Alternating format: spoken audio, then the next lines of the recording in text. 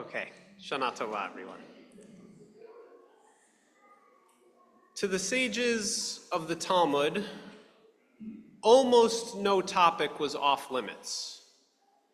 They basically invented the great Jewish spirit of debate by delving deep into hypotheticals and extreme examples, striving to uncover every facet of Jewish law and practice.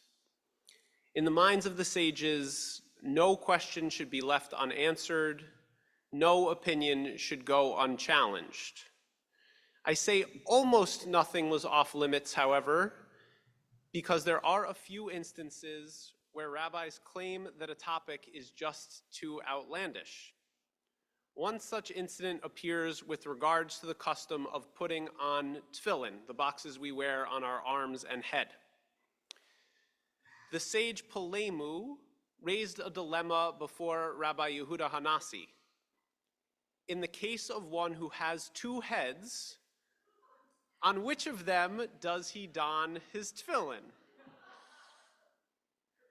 Rabbi Yehuda Hanasi, who is credited with the compilation of the Mishnah and is known simply as Rabbi due to his lofty status and level of authority, gave the following reply. Either get up and exile yourself from the house of study, or accept upon yourself excommunication for asking such a ridiculous question. But the story does not end there. The Talmud brings an example of a man who actually appeared before the rabbis, asking a question about whether his son born with two heads should be treated under Jewish law as one person or two. A much later midrash related to this same story further tells of a two-headed man who came before King Solomon to clarify whether he should count as one person or two with regards to inheritance and property law. King Solomon, according to this midrash, devised a very King Solomon test. He covered one of the heads with a linen cloth and poured a bit of very hot water on the other.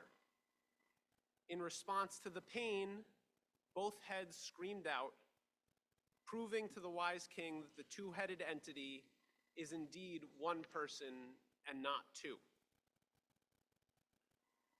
This is the Talmud at its most bizarre.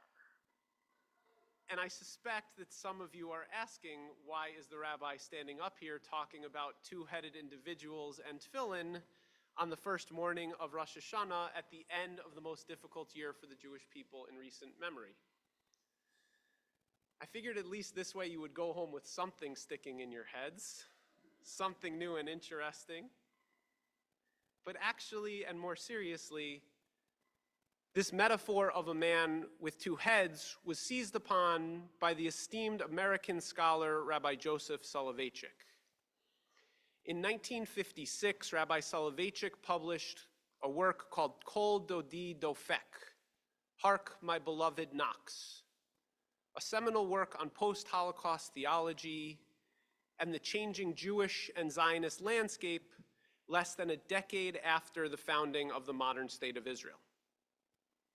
Rabbi Soloveitchik asks, has the dispersal of the nation in the diaspora and its taking root in different surroundings caused its spiritual disintegration?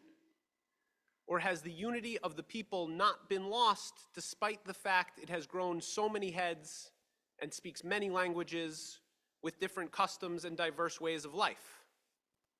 In a word, is the Jewish world one or not? To which he answers, if boiling water is poured on the head of a Moroccan Jew, the prim and proper Jew in Paris or London must scream. And by feeling the pain, he shows himself loyal to the nation.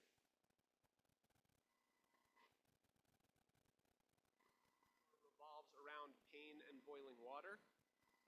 I would much rather explore a scenario along the lines of when Jessica Fox, an Australian Jewish canoeer, wins an Olympic gold, do we all celebrate? But this year has proved that the shared pain of our people is visceral and that shared pain is very real. Shared pain also shouldn't be and cannot be the thing that holds the Jewish people together. There have been various drivers and stages of what we now know as the diaspora, or galut in Hebrew, or galus as it probably was to many of our grandparents from the Ashkenazic tradition. The origin of the word diaspora comes from the ancient Greek meaning to scatter. And in modern English, for better or worse, the Jewish people actually own this word. According to the Merriam-Webster dictionary, diaspora with a capital D refers specifically to Jews living outside of the land of Israel. The ancient diaspora occurred in 3 stages, beginning in the 8th century BCE when the Assyrians destroyed the northern Israelite kingdom, resulting in the disappearance of what we now know as the 10 lost tribes of Israel. In the 6th century BCE, the kingdom of Judah fell, and its citizens were exiled to Babylonia when the first temple was destroyed. And finally, in the year 70, the Romans conquered the land of Judea, destroyed the second temple, and a national diaspora that would last almost 2,000 years began. Of course, there were pockets of Jews who managed to stay in Israel throughout that time, but outside of the land of Israel, Judaism adapted and not only managed to survive being scattered, but in many places, in many eras, we thrived.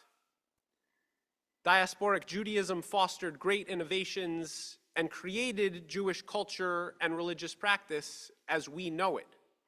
The Talmud, the synagogue, and a Jewish spirituality and ritual practice that were able, originally by force of necessity, to transcend the limits of a central temple and a sacrificial cult.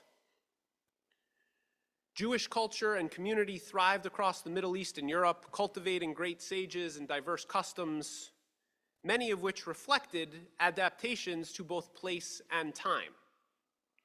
To give just one timely example, if you were to travel across the world today or tomorrow, you might see shofars made out of goat horns in Holland and Italy, shofars made from the kudu horn, a type of antelope originating in the Yemenite Jewish community, or a long spiral bushbuck shofar, the traditional Iraqi style.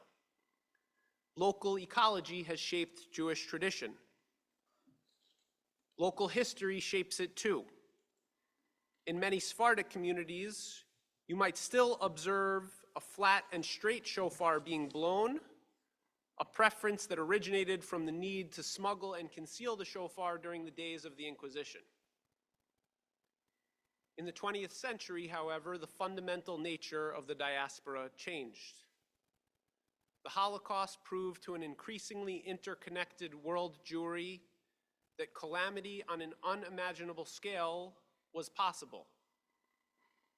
A tragedy that led Rabbi Soloveitchik to conclude that when a Jew anywhere suffers, Jews everywhere suffer. And with the founding of the State of Israel in 1948, Jewish reality shifted such that diaspora Jewry was no longer the only Jewry. Hatikva, the hope, the dream of the return to the State of Israel, was realized. This, perhaps predictably, highlighted tensions within the Jewish world that had been festering since the earliest days of the Zionist movement in the late 19th century. Once the Zionist dream was realized, what would be the role and status of Jews living outside the land of Israel? There were fierce ideological debates, with the most nationalistic Zionists arguing for the end of the diaspora and the mass migration of all Jews to Israel. And there was the response of many Jews abroad, Jews who would commit to political, ideological, and economic support of this new Jewish homeland, but ultimately had no intention of going anywhere. Achad Ha'am, the great early Zionist writer, and founder of a movement known as cultural Zionism, which he characterized as a Jewish state rather than a state of Jews, tried to bridge the gap between these two poles. He wrote in 1909, "Dispersion must remain a permanent feature of our life, which it is beyond our power to eliminate, and therefore it insists that our national life in the diaspora must be strengthened. But that object it holds can be attained only by the creation of a fixed center for our national life in the land of its birth. Isolated groups of Jews wandering around the world can be nothing more than a sort of formless raw material until they are provided with a single permanent center which can transform the scattered atoms into a single entity with a definite and self-subsistent character of its own."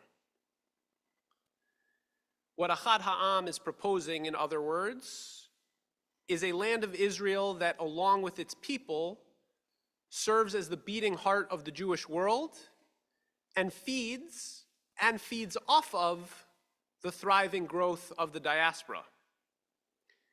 There can be a Jewish state without a concurrent messianic ingathering of the exiles. Speaking for myself, and let's be honest, we're all here in Newburyport, that generally sounds like a pretty good deal, and one that has certainly sustained the American Jewish community for over 75 years. We have predominantly maintained Zionism as a core feature of our communities, Jewish identities, and education. Yet what I want us to recognize is how drastically the diaspora has changed since Achad Ha'am's time over 100 years ago. The Jewish diasporic world of the first half of the 20th century presented a wide-ranging and thriving landscape. There were close to 1 million Jews living in the Middle East and North Africa. There were almost 10 million Jews living in Europe, including 3 million in Poland and 2.5 million Jews in the Soviet Union. There were fewer than 5 million Jews living in the United States. Fast forward to 2024, and the landscape is virtually unrecognizable.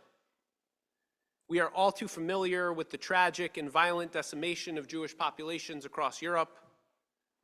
The European Jewish community now hovers somewhere under 2 million people.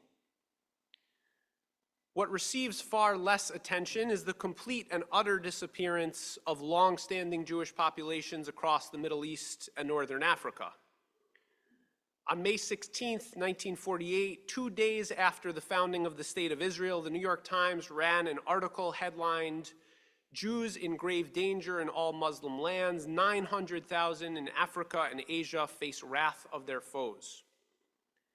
In the wake of the formation of the Land of Israel, Arab Jewish communities that had thrived for centuries or millennia disappeared with astonishing speed, as Jewish residents were shunned and faced violence and the loss of their rights from their neighbors and their states. The vast majority of those Jews fled to the fledgling state of Israel. In 1947, there were 75,000 Jews living in Egypt, where a synagogue in Cairo bears the name of its historically most famous Jewish resident, Maimonides. Today in Egypt, a land where Jews had settled more or less continuously since the 3rd century BCE, there are fewer than 100 Jews left. Algeria, Morocco, Yemen, Iraq, Iran, Syria, Tunisia, all had populations of Jews that once numbered in the tens or hundreds of thousands. With the exception of Morocco, which still has a community of about 2,000 Jews, none of those communities house a Jewish population of more than 100 people. Those refugees who settled in Israel from Africa, from the Middle East, and from Europe, they have no other land or home to go back to. There are currently approximately 7.5 million Jews living in Israel, just under 6 million living in America, and give or take 1.5 million Jews in Europe. France has the third highest population of Jews in the world at just under 500,000. In a poll of French Jews taken around the time of their most recent elections, where the Jewish community was caught between a historically anti-Semitic far-right movement and a virulently anti-Zionist far-left, 30% of the respondents said they would consider leaving France. Going down the global list, there are only 9 countries in the world where the Jewish population numbers over 100,000. In fact, and this is the last number I will throw at you for the morning, if we were to treat the greater Boston Jewish community as a country, its approximately 250,000 Jews would make most of us in this room part of the 6th most populous Jewish nation on earth, just behind the UK. Which is to say that each and every one of us matters immensely, not only to the well-being and longevity of this community in Greater Newburyport, but also that of the American Jewish community and really to the entirety of the Jewish people as a whole.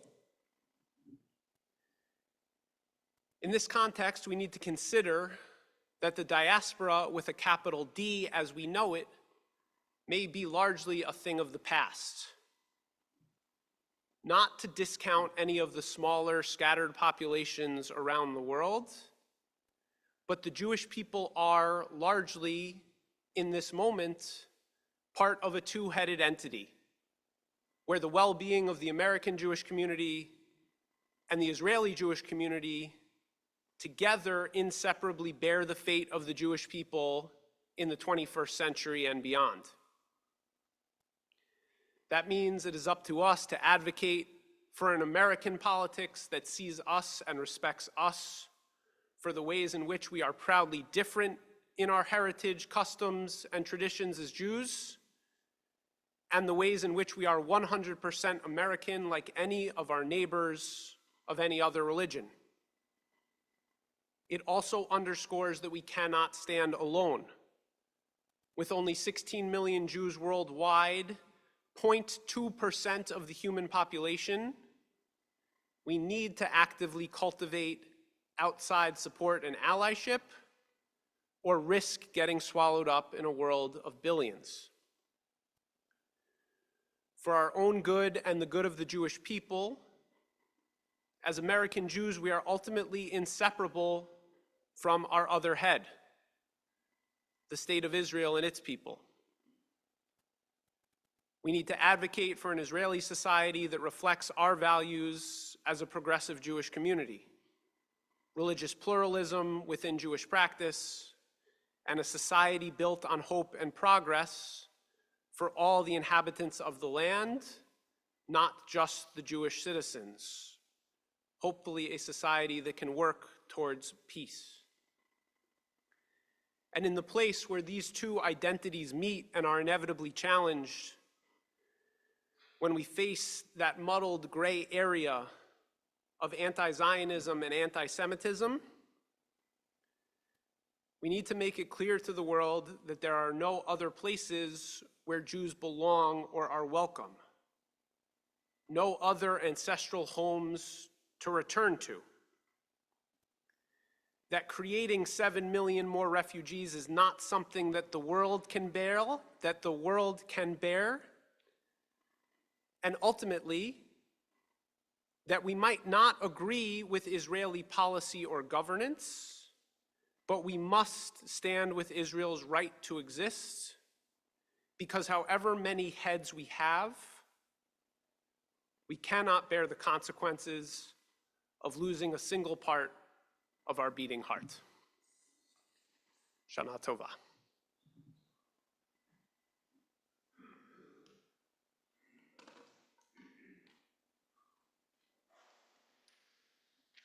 We will turn back to our machzors, and I will invite you to rise, and I will invite our ark opener and our two